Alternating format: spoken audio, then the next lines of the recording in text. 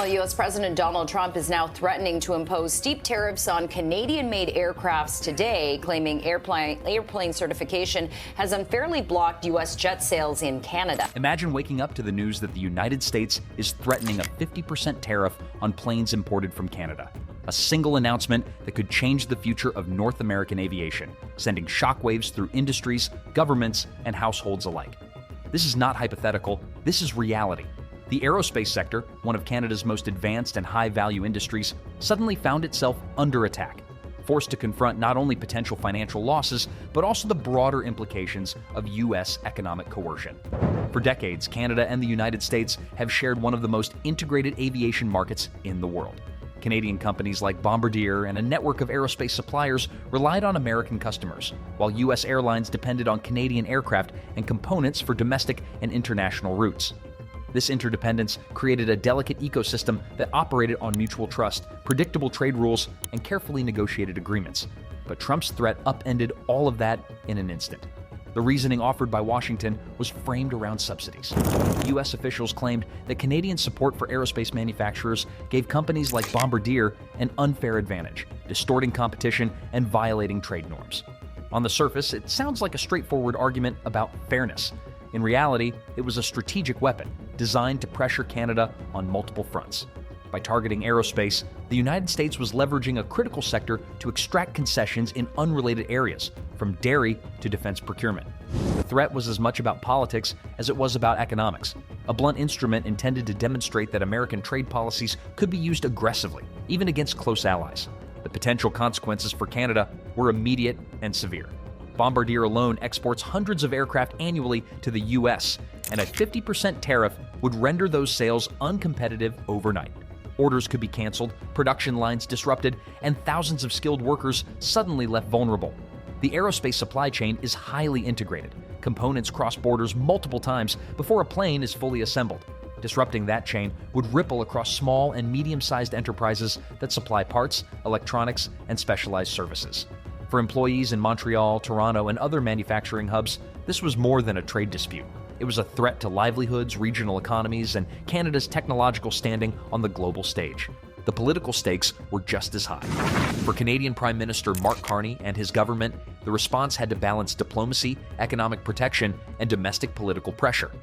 Retaliating too aggressively could escalate tensions with the United States, risking broader economic fallout.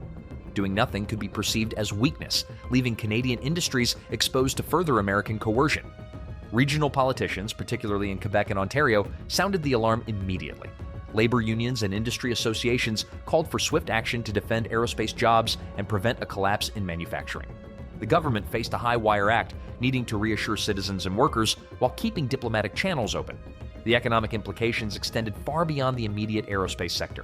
U.S. carriers importing Canadian planes would inevitably pass on higher costs to passengers, raising ticket prices and potentially reducing service on key routes. Investors reacted nervously as stock values of Canadian aerospace firms wavered. Global competitors observed closely, recalculating strategies to take advantage of any weakness. Supply chains that spanned North America were at risk of fragmentation, threatening efficiency gains built over decades. In a single move, Trump had introduced uncertainty, instability, and potential disruption across multiple economies. Yet this crisis also created opportunities for Canada. The government and industry leaders recognized that dependency on U.S. buyers and markets represented a structural vulnerability. The tariff threat became a catalyst for Canada to accelerate diversification strategies, expand exports to Europe, Asia, and South America, and invest in domestic resilience. Bombardier and its partners could explore new supply chains, restructure production to prioritize domestic needs, and innovate to reduce reliance on any single market. In essence, the 50% tariff, while devastating in the short term, forced a reconsideration of Canada's long-term industrial strategy. The controversy surrounding Trump's announcement is undeniable. A 50% tariff is far outside the range of typical trade disputes, signaling an unprecedented willingness to wield economic power as a coercive tool. Critics argue it violates the principles of fair trade and could destabilize the North American economic framework for years. Supporters, however, frame it as a necessary step to protect American workers and industries, arguing that Canada's subsidies distorted competition and that the United States is justified in defending its interests. The stakes go beyond immediate financial losses. They touch on sovereignty, industrial policy, and the balance of power between neighbors. Long-term, this development could permanently reshape the aerospace industry. Canada is likely to accelerate investment in domestic production capabilities, ensuring that aircraft manufacturing, assembly, and components can remain within national borders. Export markets will need to diversify, reducing dependency on the United States and targeting regions less susceptible to political leverage. Partnerships with middle powers, Australia, Mexico, the EU, and others, could gain strategic importance, creating alternative networks for trade, innovation, and supply chain management. The tariff threat, while extreme, has forced a reevaluation of Canada's economic independence and the durability of North American integration. This situation also highlights a broader truth about modern trade. Alliances do not guarantee immunity. Economic integration can be weaponized, and dependence on a single partner creates exposure. Canada has learned the hard way that stability requires diversification, investment in domestic capacity, and diplomatic agility. The aerospace sector is simply the most visible example, but the lesson applies to technology, energy, and critical resources. Countries must now navigate a landscape where tariffs, subsidies, and trade threats can be wielded as political instruments, and where resilience depends on foresight and strategic planning. Trump's 50% tariff threat is more than a headline. It is a turning point. It has exposed vulnerabilities, prompted urgent government action, and reshaped the narrative around Canadian economic sovereignty. It challenges Ottawa to act decisively to protect industries and workers while signaling to the world that Canada will not passively absorb coercive trade practices.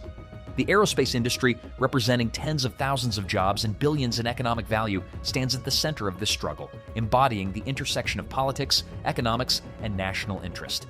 In the coming months, Canada's response will determine whether this threat becomes a permanent setback or a catalyst for innovation and independence.